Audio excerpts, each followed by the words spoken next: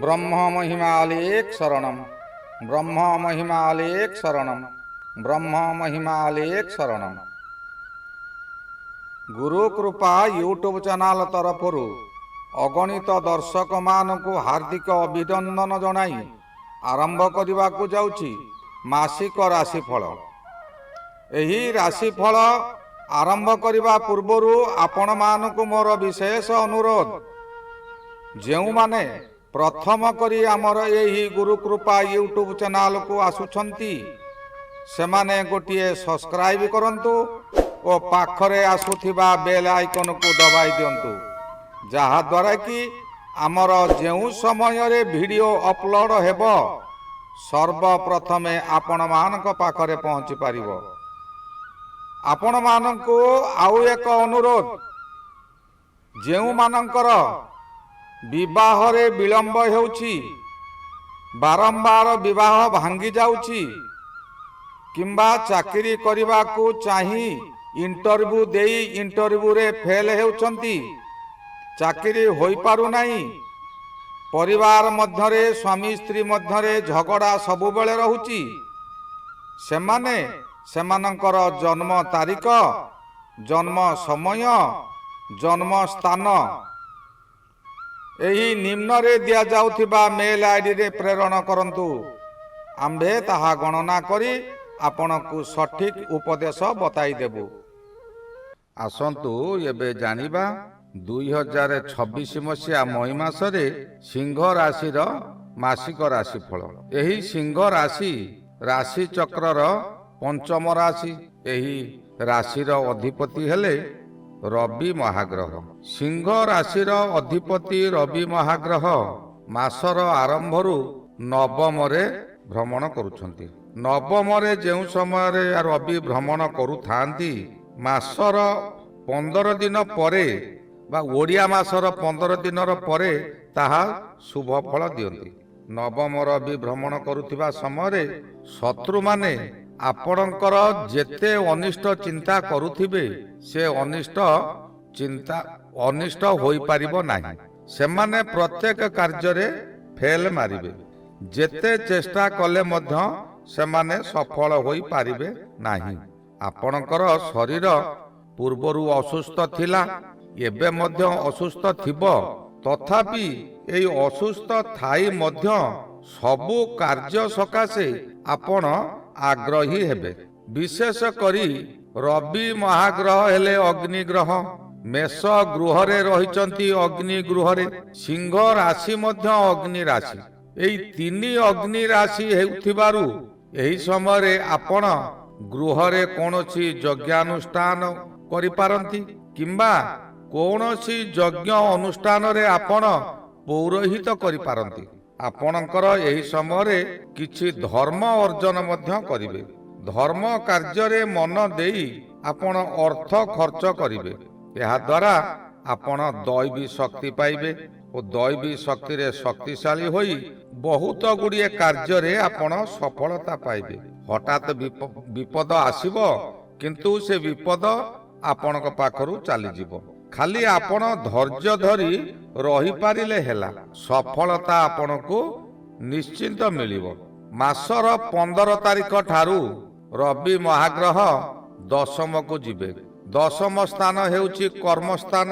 रवि हेउचंती आत्मकारक ग्रह, एणु आपणकर आत्मा धर्म कार्य रे ही मातिबो।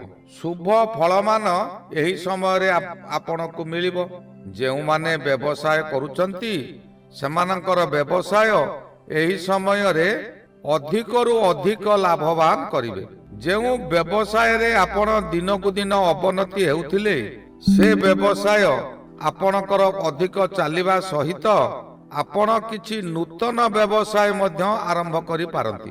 विद्यार्थी माने एही समय रे मन ध्यान देई विद्या अर्जन मध्य करिवे। जेउ माने चाकरी करिसंती सेही चाकरिया मानक सकाशे उपरिस्थ ऑफिसर कौनसी बड़ बड़ कार्य करिबाकू देबे। सेही कार्य को कौनसी व्यक्ति करि पारु नथिबे, आपण को से कार्य देबा द्वारा आपण से कार्य को निज बुद्धि और विवेक ଓ ଦୈବୀ ଶକ୍ତି ବଳରେ ସେ କାର୍ଯ୍ୟକୁ ସମ୍ପନ୍ନ କରିଦେବେ। ଆପଣଙ୍କୁ ଦୈବୀ ଶକ୍ତି ସାହାଯ୍ୟ କରୁଛନ୍ତି, ତେଣୁ ଦୈବୀ ଶକ୍ତି ବଳରେ ସେ କାର୍ଯ୍ୟ ଆପଣଙ୍କର ହାସଲ ହୋଇଯିବ, ଯାହାଦ୍ୱାରା କି ଉପରିସ୍ଥ ଅଫିସର ଆପଣଙ୍କ ଉପରେ ପ୍ରଶଂସା କରିବେ। ଆପଣଙ୍କର ଏହି ସମୟରେ ବେତନ ବୃଦ୍ଧି କରିଦେଇ ପାରନ୍ତି, କିମ୍ବା ତାଙ୍କ ଅନୁଗ୍ରହରେ ଆପଣଙ୍କର ପ୍ରମୋଶନ ମଧ୍ୟ ହୋଇପାରେ। ଆପଣ ଖାଲି ଧୈର୍ଯ୍ୟ ଧରି ରହିଲେ ହେଲା। ଧୈର୍ଯ୍ୟ ହିଁ ମନୁଷ୍ୟର ବଡ଼ ଶକ୍ତି। ଆପଣଙ୍କର କାମ କରିବାର ଶୈଳୀକୁ ଅନ୍ୟମାନେ ଆପଣଙ୍କୁ ଅନୁକରଣ କରିବେ। କିପରି କାର୍ଯ୍ୟଟି ହେଲା ଆପଣଙ୍କୁ ଆସି ପଚାରି ଟିକିନିକି ସମସ୍ତ ବୁଝିବେ। ରାହୁ ମହାଗ୍ରହ ଏହି ସମୟରେ ଆପଣଙ୍କର ସିଂହ ରାଶିକୁ ସପ୍ତମରେ ଅଛନ୍ତି। ସପ୍ତମରେ ଯେଉଁ ସମୟରେ ରାହୁ ଗୋଚରରେ ଭ୍ରମଣ କରୁଥାନ୍ତି, ସେ ସମୟରେ ବ୍ୟକ୍ତିଙ୍କୁ ଅଧିକରୁ ଅଧିକ ଶୁଭ ଫଳ ଦିଅନ୍ତି। ଯେଉଁମାନେ ଅବିବାହିତ ସେମାନଙ୍କର ଅଚାନକ ବିବାହ ପ୍ରସ୍ତାବ ଆସିପାରେ, ବିବାହ ମଧ୍ୟ ହୋଇଯାଇପାରେ। ଦାମ୍ପତ୍ୟ ସୁଖ ଏହି ସମୟରେ ଖୁବ୍ ଭଲ ରହିବ। ଯେଉଁମାନେ ଚାକିରି ଆଶାୟୀ ବହୁଦିନରୁ ଚାକିରି ସକାଶେ ଚେଷ୍ଟା କରୁଛନ୍ତି, ସେମାନଙ୍କର ଚାକିରି ହୋଇପାରୁନାହିଁ, ସେମାନେ ଏହି ସମୟରେ ଚାକିରି ସକାଶେ ଆବେଦନ କଲେ ସେମାନଙ୍କର ଚାକିରି ମଧ୍ୟ ମିଳିଯିବ। କୌଣସି ଠାରୁ ଶୁଭ ସମ୍ବାଦ ପାଇ ଆପଣ ଉତ୍ଫୁଲ୍ଲିତ ହୋଇଯିବେ। ପୂର୍ବରୁ ଥିବା ଯୌନ ରୋଗ ଆପଣଙ୍କର ଏହି ସମୟରେ ସମ୍ପୂର୍ଣ୍ଣ ଭଲ ହୋଇଯିବ। ବ୍ୟବସାୟ କରୁଥିବା ବ୍ୟକ୍ତିମାନଙ୍କର ବ୍ୟବସାୟରେ ଉନ୍ନତିରୁ ଉନ୍ନତିକୁ ଦିଗକୁ ଯିବେ। ଆପଣଙ୍କର ଶକ୍ତି ଏତେ ବୃଦ୍ଧି ହେବ ଯେ ଆପଣ ଯେତିକି ସମୟ ବ୍ୟବସାୟରେ ଦେଉଥିଲେ ତାହାଠାରୁ ଅଧିକ ସମୟ ଦେବେ। କଥାବାର୍ତ୍ତାର ଶୈଳୀ ମଧ୍ୟ ଏହି ସମୟରେ ଭଲ ରଖିବା ଉଚିତ, କାରଣ ରାହୁ ମହାଗ୍ରହ ଯେପରି ମିଥୁନ ରାଶିର ଅଧିପତି, ସେହିପରି ବୁଧ ମହାଗ୍ରହ ମଧ୍ୟ ମିଥୁନ ରାଶିର ଅଧିପତି। ଗୋଟିଏ ରାଶିର ଅଧିପତି ଦୁଇଟି ଗ୍ରହ। ତେଣୁ ସିଂହ ରାଶି ସକାଶେ ବୁଧ ମହାଗ୍ରହ ନବମରେ ଭ୍ରମଣ କରୁଛନ୍ତି। ନବମରେ ଯେଉଁ ସମୟରେ ବୁଧ ଭ୍ରମଣ କରନ୍ତି, ସେ ସମୟରେ ଅଶୁଭ ଫଳ ଆସେ। ଅଶୁଭ ଫଳ ସକାଶେ ଆପଣଙ୍କର କଥାବାର୍ତ୍ତାରେ ତାଳମେଳ ରହିବ ନାହିଁ। ଆପଣଙ୍କ ପାଖରେ ଅର୍ଥ ବହୁତ ହୋଇଯାଇଥିବ, ଆପଣ ଅନ୍ୟମାନଙ୍କୁ ହେ ଜ୍ଞାନ କରିବେ।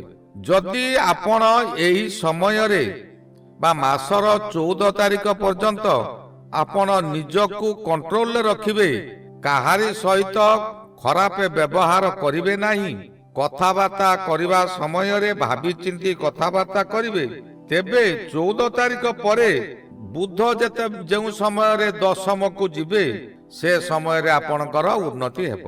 ଏହି ସମୟରେ ଆପଣଙ୍କର ସ୍ୱାସ୍ଥ୍ୟ ଉତ୍ତମ ହେବ, ମନ ପ୍ରଫୁଲ୍ଲିତ ରହିବ, ବିଭିନ୍ନ ପ୍ରକାର ସୁବୁଦ୍ଧିମାନ ମୁଣ୍ଡରେ ପଶିବ।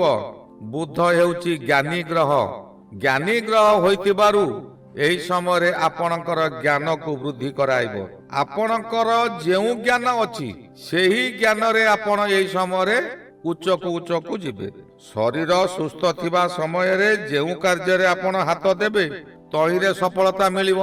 ଏହି ସମୟରେ ନୂତନ ବନ୍ଧୁ ଲାଭ ମଧ୍ୟ ହୋଇପାରନ୍ତି। ଏହି ବନ୍ଧୁ ଲାଭ କୌଣସି ସାଙ୍ଗସାଥି ହେଉ, କିମ୍ବା ଯଦି ଆପଣଙ୍କର ପୂର୍ବରୁ ବିବାହ ସକାଶେ ବହୁ ଚେଷ୍ଟା କରି ବିବାହ ହେଉନାହିଁ, ଏହି ସମୟରେ ବିବାହ ମଧ୍ୟ ହୋଇଯିବ। ନୂତନ ଜୀବନ ସାଥୀ ମିଳିବ। ପୁତ୍ର କନ୍ୟା ମାନଙ୍କର ଯଦି ବିବାହ ହେଉନାହିଁ, ବହୁ ଚେଷ୍ଟା କରି ସୁଦ୍ଧା ଆପଣ ତାଙ୍କର ବିବାହ କରିପାରୁନାହାନ୍ତି, ଏହି ସମୟରେ ପୁତ୍ର କନ୍ୟାଙ୍କର ବିଳମ୍ବ ବିବାହ ପ୍ରତିକାର କରାଇଲେ ବୁଧ ମହାଗ୍ରହ ଶାନ୍ତ ହୋଇ ଆପଣଙ୍କ ପୁତ୍ର କନ୍ୟାଙ୍କର ବିବାହ ମଧ୍ୟ କରାଇଦେବେ। ଆପଣ ଯେଉଁ ସ୍ଥାନରେ କର୍ମ କରୁଛନ୍ତି ସେ ସ୍ଥାନରେ ଆପଣଙ୍କର ଏହି ସମୟରେ ପଦୋନ୍ନତି ହୋଇପାରେ। କୌଣସି ସଭା ସମିତିରେ ଆପଣ ଭାଷଣ ଦେଇ ଏହି ସମୟରେ ପୁରସ୍କାର ପାଇବେ। ଆପଣଙ୍କର ପ୍ରଶଂସା ଚତୁର୍ଦିଗରେ ବ୍ୟାପିଯିବ। ଆପଣ ହସ ଖୁସିରେ ଦିନ ଗୁଡ଼ିକ କାଟିବେ। କିନ୍ତୁ ସାବଧାନ, ଶନି ରହିଛନ୍ତି ଅଷ୍ଟମରେ। ଶନି ହେଉଛନ୍ତି ନ୍ୟାୟର ଗ୍ରହ, ନ୍ୟାୟର ପ୍ରତିପାଳକ।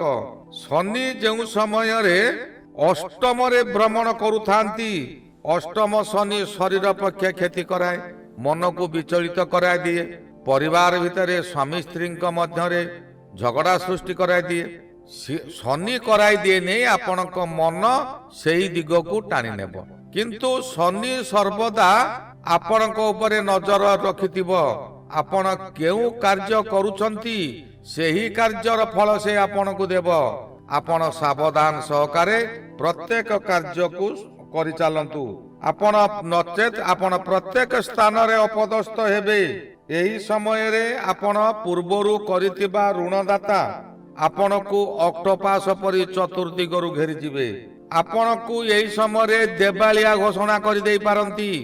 ଆପଣଙ୍କ ପାଖରେ ଅର୍ଥ ବହୁତ ଥିବ, କିନ୍ତୁ ଆପଣ ଅର୍ଥ ବଳରେ ଅହଙ୍କାର ହୋଇ ସେମାନଙ୍କୁ ଋଣ ପରିଶୋଧ କରିବେ ନାହିଁ। ଏହି ଋଣ ପରିଶୋଧ ନ କରିବା କାରଣରୁ ଆପଣଙ୍କୁ ସେମାନେ ଦେବାଳିଆ ଘୋଷଣା କରିଦେବେ, ଯାହାଦ୍ୱାରା କି ଆପଣ ଆଉ କୌଣସି ସ୍ଥାନରୁ କେବେ ଋଣ ପାଇପାରିବେ ନାହିଁ।